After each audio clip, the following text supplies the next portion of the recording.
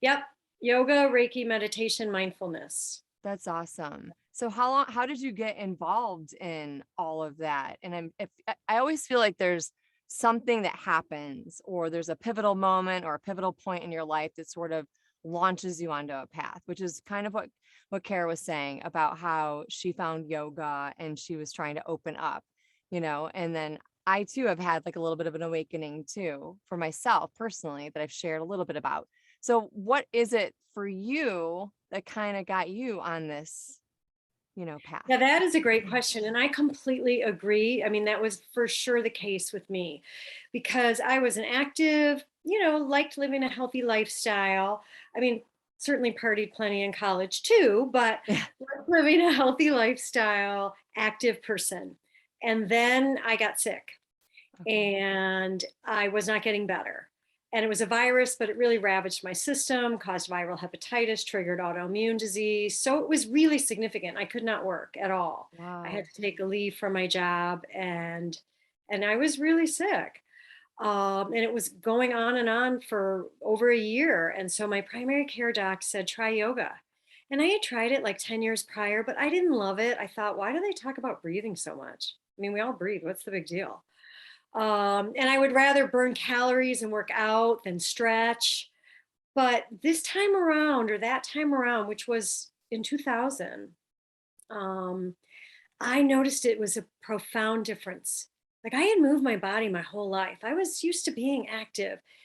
And I had tried yoga 10 years prior to that. And like I just said, didn't really resonate with it. But when my doctor suggested it in the midst of this health crisis, I could tell it was doing something really significant. And I love to learn. I like data. I need to understand stuff. I was like, there's something happening that I don't get. And I had a vague idea that I didn't want to go back to my corporate life, which was really demanding and really stressful. I had three little kids. And maybe I could learn something, and if I could help somebody else the way that had helped me, that would be a good use of my time and energy. Wow. So that was the pivotal thing. And a year into practicing yoga, I did teacher training, and then I just went from there. I learned more, I studied more, I learned about Reiki, I learned about meditation. It- I know it sounds like a big statement, but I'm really grateful for my illness because it changed my life. Yeah. I believe that. I mean, it's almost like a blessing in disguise. Yeah. Yeah. Yeah, Wow. I about a couple years after the my illness, which caused me to leave my job, a woman that I had worked with who had been our administrative assistant in our department retired, and so I was invited to the party, and I went, and I was telling the folks there that I used to work with, who had known me when I was well, and then knew I had this whole big health thing, that getting sick was one of the best things that ever happened to me. And they were kind of looking at me like, she has lost her mind. How is Right. that? And it's not without its consequences. I mean, I still have residual health issues to this day from that. So it's not that I value the interruption to my health, but I do value, I would never have left my corporate job. I had worked super hard to call out a 24-hour work week in a really demanding environment, in a nice, high paying job. And I would never have voluntarily left Right. thinking, I should teach some yoga. Right. I just would never have done that. Yeah, that's pretty amazing. What industry were you in? Are you allowed to say? Yeah, yeah. I worked for a division of AT&T, and it Oh, was a okay. computer leasing industry. And I Wow. was in a division that was kind of a hodgepodge of legal and marketing and finance. And so it was an interesting job, and I really really liked it for, I mean, I was at that company for about 12 years, but Yeah. it was a very very stressful environment. Yeah. And my Wow. illness was precipitated, I mean, there was a catalyst to that as well. In the 18 months before I got this random illness that wasn't so random, I had had my third child, which I wanted. I mean, that was a blessing. That was a plan. We moved. My dad died. Our company was in the fourth potential buyout in 4 years. Mhm. Um, there were a lot of things that happened personally and professionally that caused me to be really depleted. And I had no idea how depleted I was till I got sick. I really feel like that kind of hit a lot of people pretty hard in the last couple of years. I think we were all forced to slow down. We were all forced to slow enough down to actually pay attention to our bodies and actually take some time to just breathe for a second. I think a lot of people made a lot of different changes. And for you, you had already made those changes. But I mean, why does it take us Oh, something yeah. huge to just Right. knock us on our ass before we actually listen to our bodies? I did have a little bit of a health scare myself, and this is hitting home. And it was just this winter. And sorry, my brother is texting me. It's so annoying. I turn everything off, and somehow some electronics decides that it still is gonna like, Still make gonna plug noise. it in. Now you're gonna make me double check my I phone. know it's so annoying. It's so Oh. annoying. Sorry about that. But Well, no, I did have a you're little bit of right. a sorry, go Yeah, ahead. you're right, Stephanie. You had a thing and it made you slow down. And it's hard. It's like you gotta like, what's going on? What do I gotta do? This is not normal. Like Kathy is driven. She's not only a yoga instructor, but she's studied Reiki. She's worked at the hospital, taught. Like it's like Kathy, you could probably talk for hours about everything that you've done, and it blows my mind. And then like yesterday, I got to go into one of the offices that I do work in, and I was like, thank goodness, because going from doing no work to work is like, it's like good. Going from, I'm the kind of person where I need projects, Yeah. or else I feel like I'm not fulfilling like life or something. And so it's like this mental shift that I've been working on, Hmm. to like when I'm having my downtime, to accept it and be like, it's okay. It's gonna be okay. It And is. meditating helps, and yoga helps, and exercise and rest. I know you've been talking So about the meditation. That's like right in your wheelhouse right now, and I love it. I actually I just started doing breath work in the last, year or so, and I was just telling Care about the breath work that I did last night. It was so powerful that I ended up like saging myself, and then I woke up this morning feeling kind of blah, and then I went through the whole day, and I went for a long bike ride, and then I was like, I have to take a shower to shower this all off, and then it actually helps. Yeah, it Um, it does. totally did, yeah. And back to the health scare, I was gonna say that I I I feel like with just women in general, we are so busy taking care of everybody else that we do the bare minimum for ourselves sometimes. And then you end up in a situation sometimes where you do have a health scare, and you have to figure out what's going on. And if I haven't learned anything from the decades of women before me, is if you have something weird happen to your body, go get it checked out, because it's better to be safe than sorry.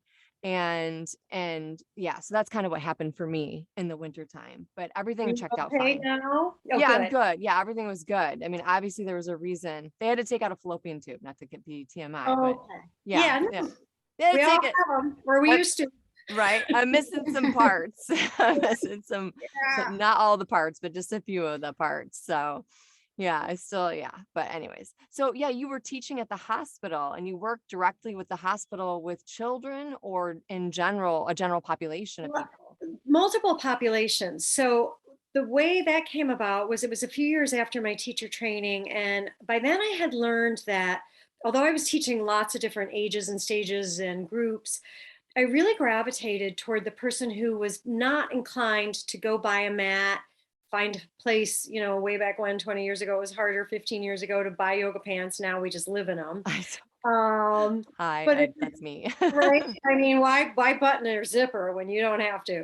Um, Right. right, right. But Yes. until you do, and then you're like, oh, there's a reason. There's a reason why I put things out the zipper, because they don't just expand.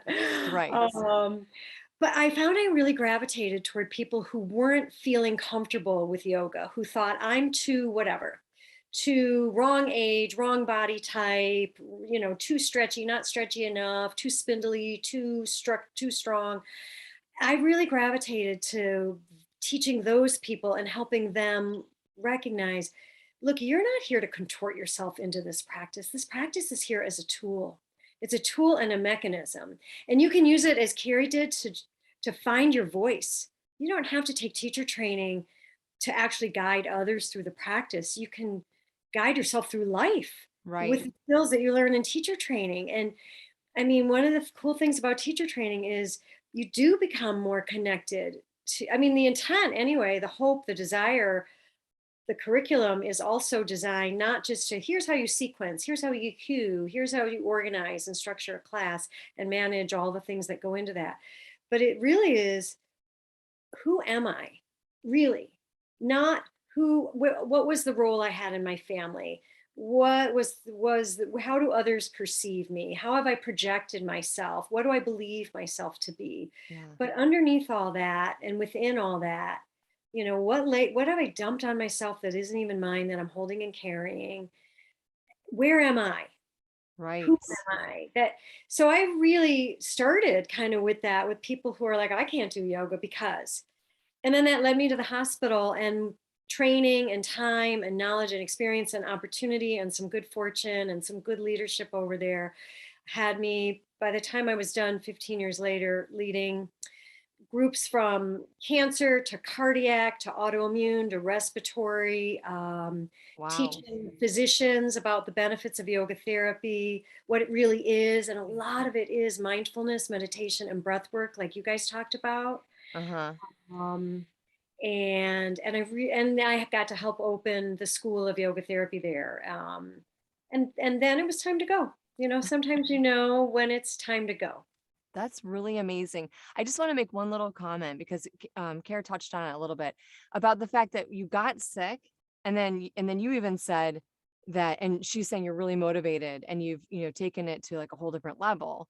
And then you even said that some people that you talked to from your old job looked at you like you were crazy for having this illness propel you into this whole career and lifetime and pathway of yoga and meditation. And I just have to say that there's a lot of people that would maybe be in your situation. I've seen some people close up that were close to me. They just give up, right? They give up. They just deal with what they got. They're in denial. They don't take the steps that they need to take, or they barely do the stuff that they need to do. I mean, obviously you've gone much farther than that, but I mean, you're right in your main pathway of, right? I mean, it feels like I do feel that. I feel so lucky, especially now, really over the past couple of decades, honestly, but there's a lot of information out there about find your path, find your Mhm. dream, find your passion. Can your passion be like a side gig that parlays into, an actual, like, hey, pays the bills, maybe even affords me a nice life. A Um, vacation, a nice vacation. right now that we can go places. Right. Well, And I live in Florida, so oh, I'm in the Wild West area. we're in the, hey, it's blue sky out there, but Carrie will tell you, it's been a lot of gray and rain. Yeah. Hmm. But Yeah, and it's scary finding your path. I think it would be, I feel fortunate in that sense that I will acknowledge and I will own that I did use the opportunity. I saw opportunity when it was there. I created opportunity where there wasn't. I I have will, chills. Yeah. um, That's a pretty amazing because I have to tell you, a lot of people just ignore those little, I call them breadcrumbs. They ignore it. Whether they had oh, a yeah. big whammy moment like you had, and it had an illness that propelled you onto like maybe a path or a master path or a learning path, that's opened up so many opportunities for you. And then, some people just ignore those breadcrumbs, even the little ones. They don't have a big whammy moment, but they just ignore those little breadcrumbs and they don't honor it, and they don't follow their path. It's a Yeah, bit I have scary. seen And that as well. yeah, but I it's, imagine we all have, where oh, people yes, then for become sure. defined by their limitations. Mm-hmm. And I just didn't want to do that. My physician basically said, because I said, I was fortunate. I was in a happy, healthy marriage. I could no longer work. Obviously, it was a pretty big financial shock Yeah. and a beneficial one, but we were fine. We stayed in our home, we raised our kids, we just adjusted, and the sacrifices that we made were ones that we could make. But I did ask my doctor one time, what would what would I do? I cannot work. I can't earn a living. And he said, you would go on Social Security disability. And he Right. said, with your health history and your records, you would likely get it. He said, you'd probably be denied first time around. They usually do, but you would prevail with all the documentation we have. And I thought, so, and people even that I worked with are like, you know, why ultimately the company let me go through a buyout and I was on medical leave. And some people thought that's not right. They didn't treat you well and you should pursue legal action. And I just thought, I have very limited time and energy. Why would I want to use that limited time and energy? A, chasing down, a company saying, you wronged me. I Right. mean, the reality was I was ill. They went through a buyout. I actually don't feel like they treated me badly. Was it a gray area? Yeah, maybe. I didn't feel like examining that. And why would I want to use my limited time and energy to prove how sick I was? Right. Like, that's what I want to own. That's what I want to carry. I thought I need to use that to get well. Hmm. I want to use it to create change. Yeah. And I didn't have any idea where it was going to take me. I just knew I just had a core belief like, I am not meant to be this feeble, frail, sick lady. And I felt blessed. I was not facing a death sentence. I was just facing, a lot of downtime, a lot of laying Mm. around doing nothing, some pain, some discomfort, some scary unknowns. But what I had was not likely to take my life, but it was taking the quality of my life. Yeah. And that's huge. That's a huge, and a lot of times we've talked about this a little bit too before about the someone would probably look at you and not think that you're sick, correct? Right. Would they Oh, have for looked, sure. yeah. So it's, illnesses and diseases that don't present right there in front of you. So, So true. And look at, like, none of us know what anybody else is carrying, right? right. We don't know. I mean, unless we do. For most of the people we bump into, we don't know. We don't know who is going through a horrific personal situation, Right. emotionally, physically, financially, spiritually, energetically. And it's usually not visible, Mhm. and even so, I don't know if we could just remember that more frequently. Look, I have my impatient moments just like everybody else, but Right. I do feel like this path of meditation and Reiki and yoga definitely continually remind us and grow the neural grooves of, we're all doing the best we can. Let's try and offer each other some compassion. Yeah. I mean, I do believe that. I do believe most people, even people who are highly limited and behave badly, it, it's not an excuse. It's not a reason, and it might not be acceptable, but there can be things that we don't know that cause behavior that we don't understand or agree with. That's true. I still believe though that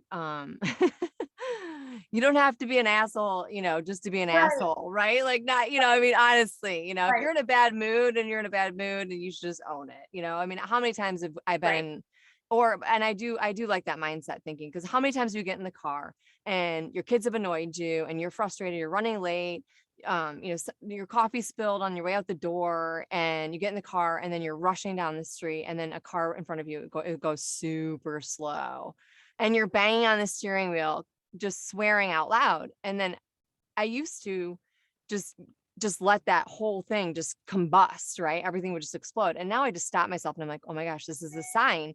This is a sign I need to slow down, right? Like I need to just stop and slow down. Oh well, I'm already late anyways, Yeah. shit happens, and yeah, if we just flip that mindset just a little bit, I like, Well, what you just described was catching yourself, right? Like, none of us are walking around with our halos thinking, I have mastered life. I have right. nothing more to learn. Yeah. I'm always calm and kind. You can't ruffle my feathers no matter how hard you try. Just talking to people who know and love me, they'll be like, I don't know who she's talking about. Right. Oh, we're so evolved right now. That's what I said to Oh, oh, but being yeah. able to catch ourselves in those bad moments, Hmm. I think that's probably as good as it gets. And if you can catch it before you let it out, Yeah. even better. But if you can just sort of hear it when it comes out Yeah. and maybe try to pull it back or at least dial it down, even if you can't take it back, Right. then that's a lot better than, carrying it and walking into the next place or snapping at the kid who gets in the car after we just spilled the coffee thinking, you Right. got to pay attention and get here on time. I've been sitting here for 5 minutes. Right. That's exactly true. Also, you're right. How many times have we like teed off on our kids and it's really something that we did and they just like it's just bad timing. I'm not to Yeah, say that they're not, they should be not running late and they should have gotten off their phone when we right. asked them to and No, got their shoes but on when we asked them yeah, to and got in the car when we told them to, but whatever. yeah, So then yeah. you dump coffee on yourself and you're like, shit. And then they get in the car and then you're like, ah. I told this story, I think during teacher training. It's super short, but when Carrie was in it, but I, so my kids are all now in their 20s. And when my 27-year-old was probably about 6, I was grumpy mom before school. And I wasn't normally grumpy mom. I mean, I was pretty, actually, I'm not a moody person and I'm generally not grumpy. And it takes a lot to anger me. Pretty even. But I was grumpy mom, and we'll blame PMS because why not? Right. But she did nothing unusual that morning, but I did a lot of things unusual. I was grousing, get your backpack, get there, it was just, and it was all me, and I could hear it, and I couldn't stop it. Right. Um, and right before she walked out the door, after the grousing about the shoes and the backpack and the homework assignment and the lunch and whatever all the grousing was, she got her little coat on, her little backpack, and she tossed her, nose at me over her shoulder as she walked out. And she said, while we're at school today, you need to do some yoga. Were you already doing yoga at that point? Yes. But I Okay. loved it because I thought, she is so right. What I really loved was she recognized, somehow I had communicated that yoga was really about taking good care of yourself and calming yourself and kind of owning your shit. Somehow I had communicated that to her without really sitting her down and saying, so this is yoga. It really isn't. Let's do a sun and let's do a tree. It's really about mind, body, spirit. Right. Somehow she had gathered that. And the third thing that I loved about it was so often kids think it's them. What did I do? Mommy's mad, mommy's grumpy. I should have, or I'm not good enough. It's my fault. And she was like, I am not owning this, sister. You are being a cranky mama this morning. Right. It ain't us, it's you. Get that shit cleared out before we come home. Right. I love it. I love that That's she didn't own it right. because it wasn't hers to own. Right. That's awesome. That's a So great like life lesson. And that's a great like mom win too, she taught me like, look at how you're behaving. Yeah. And it was like, yeah, I know it's been lousy. I couldn't seem to stop the train. Right.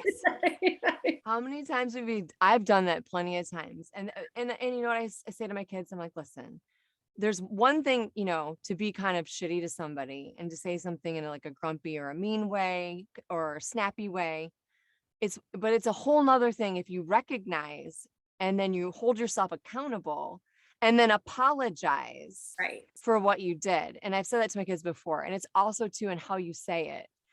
Anything, I always say to my kids, I'm like, if you say, get me a glass of water, that's different than being like, hey, while you're up, could you grab me a glass of water?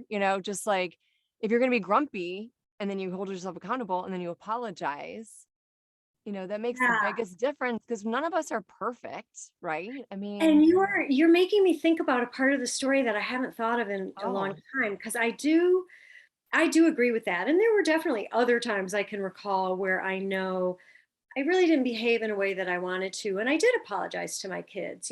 What you guys, referenced earlier about, yes, it is important that you do your homework. And it's not okay that you didn't do it or that you didn't pick up the toys as you were asked or whatever the deal was. But I was mean or grumpy or unkind or impatient. I was stressed and I took it out on you. I know I did that as a parent. I don't know the day that I just described. Did I acknowledge when? I mean, I clearly remembered it. I've told the story multiple times. What I don't remember is when she came home from school, you know how it is, yeah, 7 hours later. Did we talk about it? Did I acknowledge Oh, it? yeah. I have no idea. Yeah. Oh, that's Did interesting. she remember? Yeah, did she Yeah. I'm gonna remember? have What to did she ask her. remember? She's Yeah. having me over for Mother's Day brunch, so Oh, I'm gonna have yay. to ask her if she remembers that, because I doubt she does. It's certainly never come up from her. So Isn't it funny how kids always remember certain things that you don't remember? And yeah, and I've said this to my husband and I've said this to my teenager. He'll be like, "Oh, you were this, you were grumpy, you did this, you were da da da." And I'm like, "Do you remember when I took you to the park? Do you remember the play right. dates? Do you remember all the like mommy and me things and the kinder music and the stroller strides and all this stuff? Like, do you remember any of it? Like the zoo stuff and the trips to Chicago?" And he's like, yeah.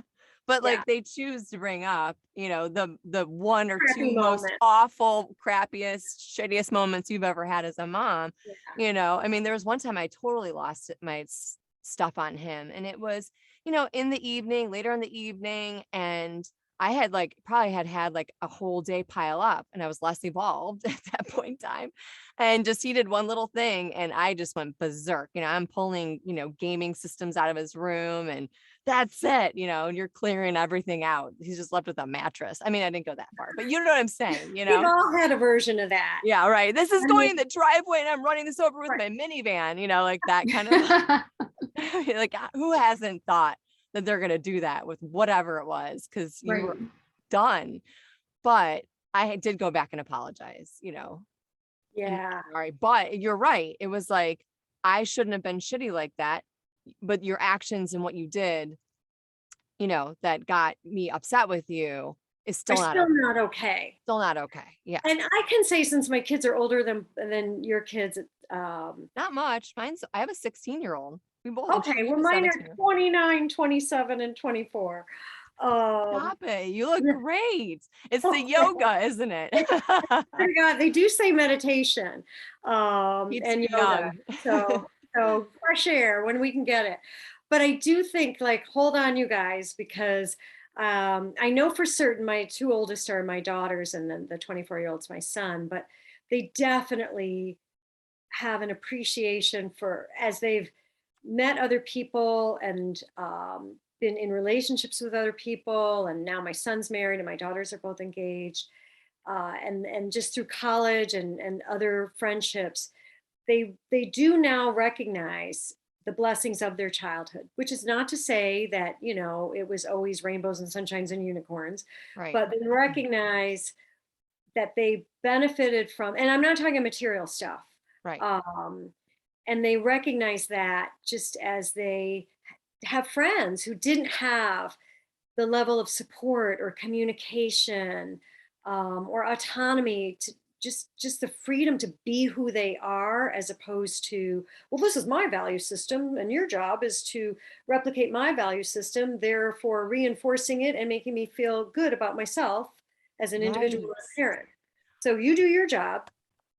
Yes. Sorry, I didn't mean to interrupt you. No, like but that's but isn't that so true? Like, so many people parent from that space of, yes. you're inadvertently, often through a lot of love, they either through love and their own just mindset, it's like, have my value system because it's what I know and value, and I want you to have that. Hmm. Or have my value system because that's what we all value, and if Right. you don't value it, I didn't do my job. And or what will everybody think, from the Right. neighbors to the siblings to the grandparents, or Right. their job is not to meet our needs. Right. It's just not. So great that there goes one. Oh, here comes my yeah. Okay. I Anyways. like where you are. I like the fact that I can see Look at outside where Carrie is. I mean, I have like my Oh, brother is that texting like me. soundproofing? Yeah, it's soundproofing. I'm a voice actor actually. So yeah. So Oh, this okay, is my cool. booth. Yeah. And I've been podcasting for a while. That's a whole nother story. You can interview me another time. I This would is love. This is about Kathy. this is about you. No, but you just brought up like a really neat part of the conversation that I want to just air out for a second, because I have had a lot of anxiety and just, I don't know, like self-doubt about me as a mom and thinking, I don't know if I can do this. And then before, for my own personal choices and maybe issues and the way that I was brought up and the environment that I lived in growing up and the people that were surrounding me, I made different choices, and then all of a sudden, boom, I'm a mom. And then there's some things that I did when they were younger, nothing like crazy, but all of a sudden the last couple years, I've just completely flipped things around. I'm doing things differently. I've changed, I've evolved, I'm working on myself, healing from the inside out. Yeah. And then it's like, oh my gosh, am I too late? Because now my kids had a version of me from before Right. with glimmers of me now, because I've always been here. I just was pushed down, right? It was just maybe, yeah, it was pushed down. It wasn't allowed to really fully bloom. And I mean, this is who I've always been. It was just bubbling at the surface. It was never allowed to come out. And so I worry if they're only going to remember the version of me before, and now they see the version of me now. And then, you know what I'm saying? The version of me before I do. negatively impacted them. Right, And then I just like, right, I've ruined them, right. because I believe you. I feel like my kids, I don't own my children. These are not my own words. I mean, they're my words coming out of my mouth, my version of them, but the idea and concept comes from someplace else that another podcast or whatever, another lady. And I fully believe that, right? And so all those times I was in the middle of Barnes and Noble, my kid's melting down because lo and behold, he probably has a poopy diaper and I didn't realize it. And he's melting down what I think is over a book. And then I'm embarrassed and everyone's looking at me weird. And then I knew in the back of my head it didn't matter, but it did matter, And now I'm like, fuck that, like whatever. Like he's having a moment, right? Right. He's having an experience, and I'm just here to guide him, So I hope I didn't ruin my children. I think, and Being funny like, about it a it's little just bit. right. No, I think my perspective is as we grow and change and become more of who we are, which is really, I mean, what we hopefully are doing like our whole life long, right? I mean, I'm almost 59, but I still hope I'm going to change and grow and learn and let go and take on. I think as we do that, we and our kids are for front row seats to it, especially with when the metamorphosis is in the direction of becoming more of who we are, like this whole conversation, and like just shedding the crap and letting the light out, Yeah. the light of our true selves. They get to witness that. Yeah. And I think there's a lot of learning in that. They learn, I had a very loving but highly imperfect